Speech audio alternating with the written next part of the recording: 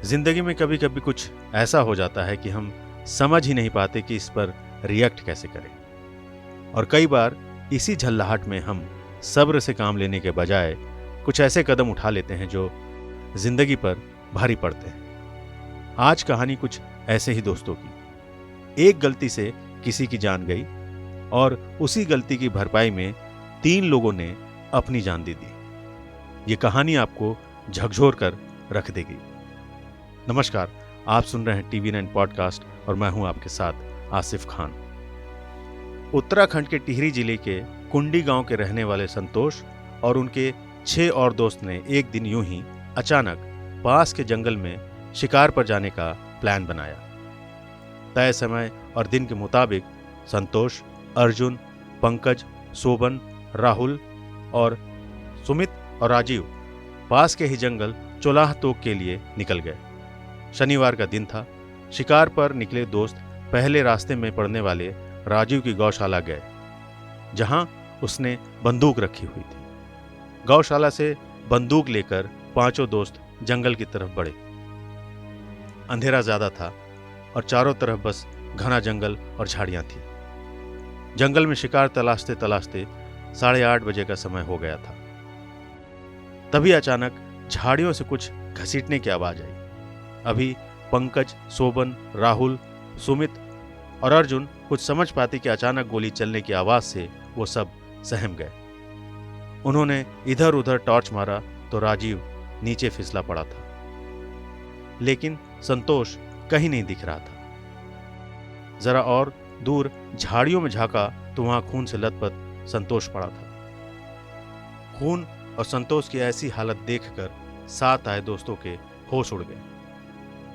हुआ ऐसा कि झाड़ियों में राजीव को अचानक पैर फिसला और उसी दरमियान उसकी बंदूक खुद ब खुद चल गई। बंदूक से निकली गोली सीधे संतोष को जा लगी। दोस्त कुछ समझ पाते उसके पहले ही संतोष की जान चली गई। कुछ मिनटों पहले तक इस जंगल से हंसती खिलती आवाजें अब सन्नाटे में बदल गई थी। संतोष के शव को देखकर उनकी आंखों से आंसू ही नहीं रुक रहे थे। दोस्त खोने का गम तो था ही, लेकिन वो ये नहीं समझ पा रहे थे कि वापस जाकर उसके परिवार को क्या जवाब देंगे। डरे सहमे संतोष के दोस्त सबसे पहले उसका शव लेकर 2 किलोमीटर दूर राजीव की गौशाला लौटे। वो लोग संतोष की मौत के लिए खुद को ही जिम्मेदार मान रहे थे। 20 साल के राहुल और 18 साल के सुमित को उन्होंने सबसे छोटा और घर के इकलौते बेटे होने का हवाला देते हुए गांव वापस लौट जाने को कहा।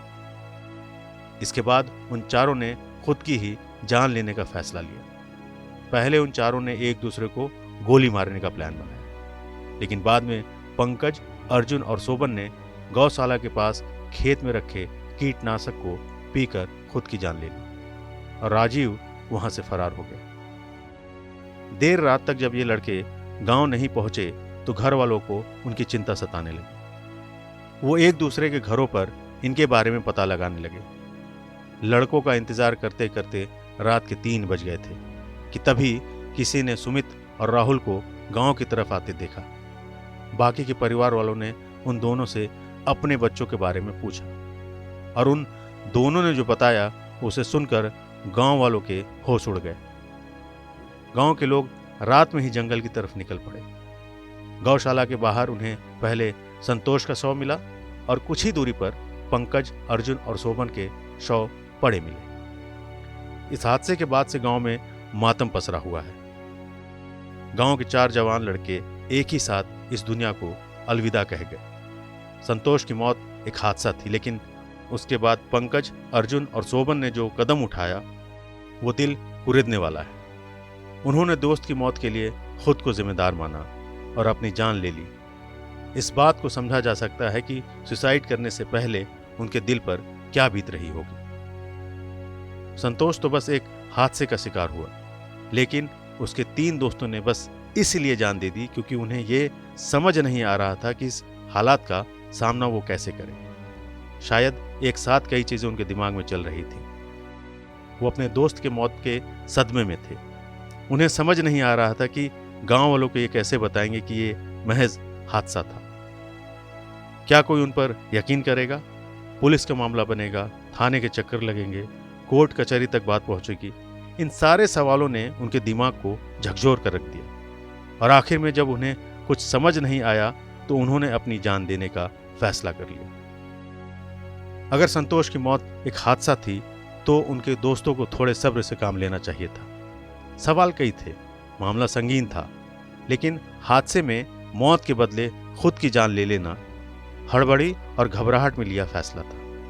काश ऐसे मामले में लोग थोड़े धैर्य से काम लें, लोग ये समझ पाए कि जिंदगी से बड़ी कोई चीज नहीं है।